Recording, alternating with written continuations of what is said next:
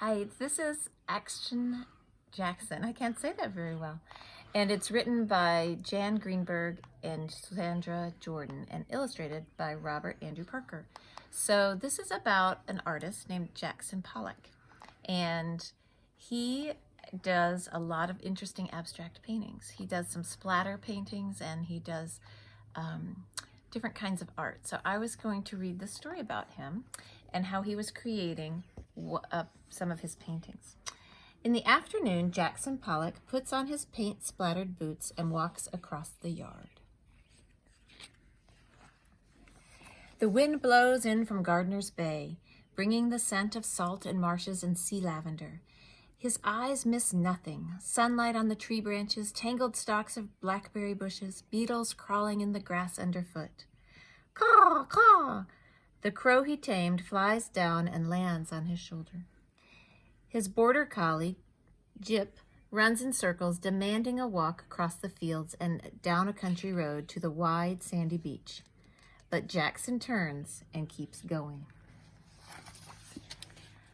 The gray-weathered barn used to be filled with rusted machinery, old fishing gear, and broken tools.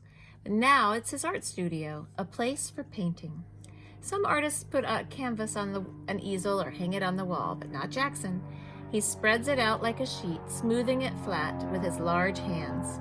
He wants his paintings to be big, big as the sky. Out west, where he grew up, flat as the marshland behind his house. Sunlight pokes through the cracks in the boards and flies buzz in the dusty studio air.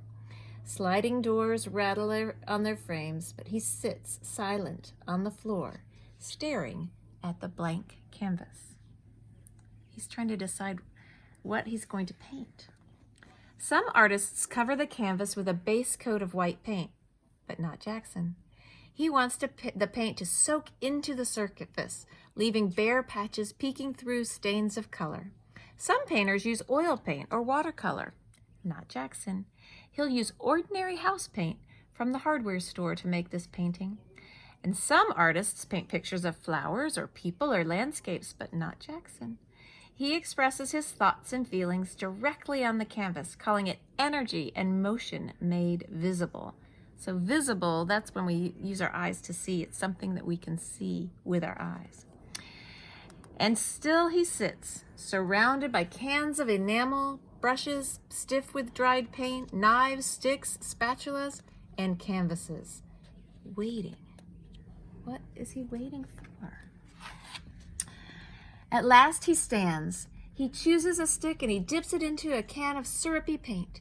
Slowly he circles the canvas, stepping around the edges, straddling the corners. Black lines form a tangled web. Now he chooses a brush, working toward the middle, sprays of color, tan, teal, yellow, and white. An athlete with a paintbrush, he uses his whole body to make the painting.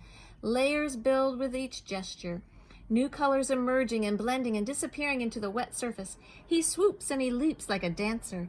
Paint is trailing from the brush that doesn't touch the canvas.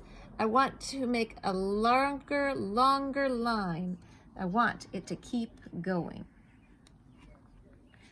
Hours go by like minutes, and suddenly he feels exhausted, used up. Oh, his inspiration is gone.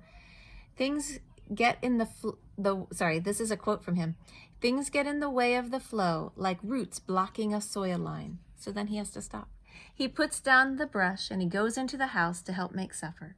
His mind is filled with thoughts about the wet painting back on the studio floor.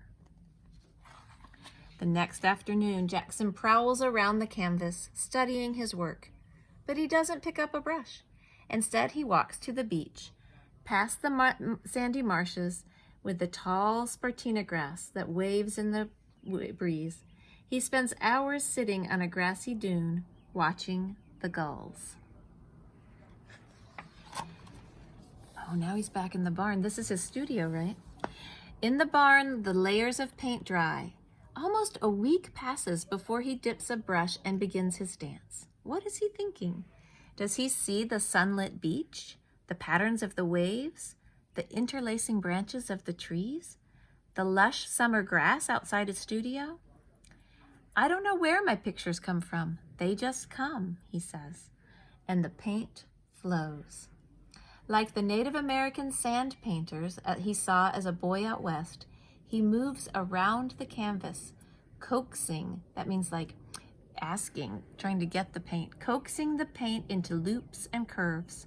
On the floor, I'm much more at ease. I can walk around it, work from 4 sides, be in the painting.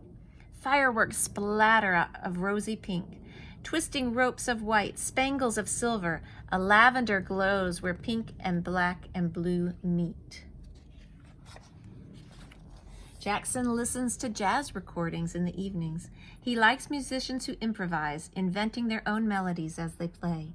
While he paints, the notes spin over and over in his memory. Swish and swish again. The rhythm of the brush matches the rhythm of the music. If a penny fell out of his pocket, he would leave it. An insect lands in the wet paint, there it stays. Nails and tacks become a part of the texture. He caresses the surface with sticky, paint-stained hands. 1, then 2 handprints across the canvas. My goodness, look at all the things he's used. Brushes and sticks and knives. Those things they talked about earlier, it looks like he actually uses them in different ways with his paint. His eyes move up and down and back and forth. With light steps, he follows the sweep of his brush. He stops and a pool of paint pauses. Paint, paint, and more paint. Dripping, pouring, flinging. The painting has a life of its own. I try to let it come through. Again, he stops. He climbs a ladder to look down at the whole canvas. Every muscle aches, but his eyes and his mind and his heart know the painting is finished. Whoa. Some people will be shocked when they see what he has created. Some angry, some confused, some excited, some filled with a happiness they can hardly explain. But everyone will agree Jackson Pollack is doing something original, painting in a way that no one has ever seen before. This is a painting that he called Lavender Mist. He made it in 1950. That was a while ago. For the next few days, he and his wife Lee plant the vegetable garden. They drive into town in their old Model A Ford. He digs for clams on the beach. On the weekend, friends drop by for a party. It will take another week for the thick paint to dry. Then Jackson and Lee will tack the canvas to the studio wall.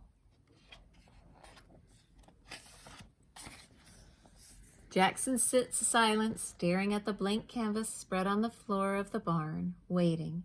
And soon he will dip his brush in a can of paint, lifting it high in the air to begin again, to make a new painting. All right. I'm hoping you can come and help and make a picture with splattering paint onto a big piece of paper, just like Jackson Pollack. I wonder what you will come up with when you create something.